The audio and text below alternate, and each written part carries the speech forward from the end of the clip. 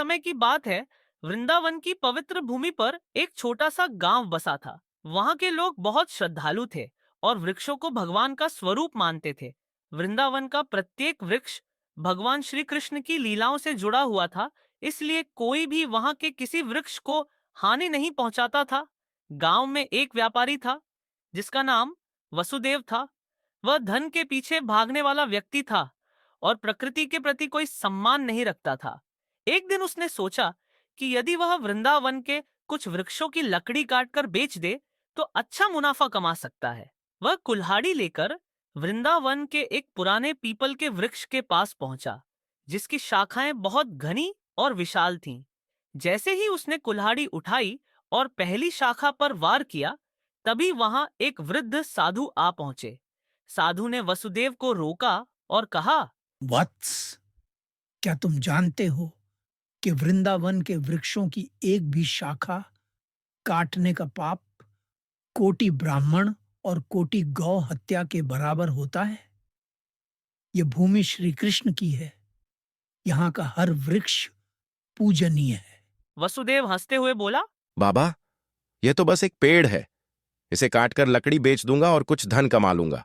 साधु ने गंभीर स्वर में कहा, यदि तुम्हें धन ही चाहिए तो परिश्रम करो, लेकिन अधर्म के मार्ग पर मत चलो। यदि तुमने वृंदावन के किसी वृक्ष को क्षति पहुंचाई तो इसका भयंकर परिणाम होगा। वसुदेव ने साधु की बात अनसुनी कर दी और कुल्हाड़ी से शाखा पर दूसरा वार किया।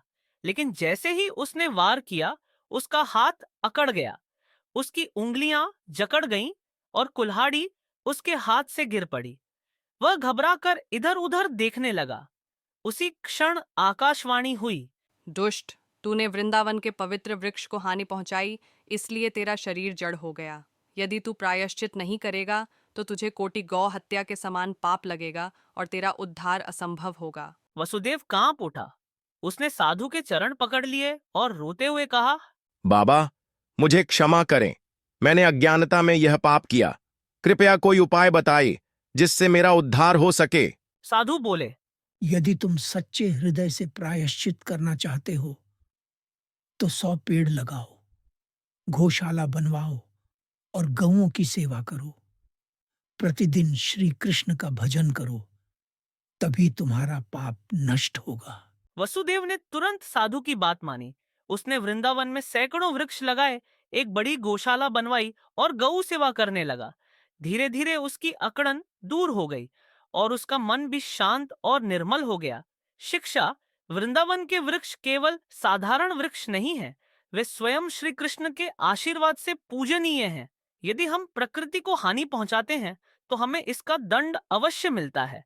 इसीलिए हमें वृक्षों की रक्षा करनी चाहिए, गौ सेवा करनी चाहिए और धर्म के मार्ग पर चलना चाहिए। यही सच्चा जीवन है।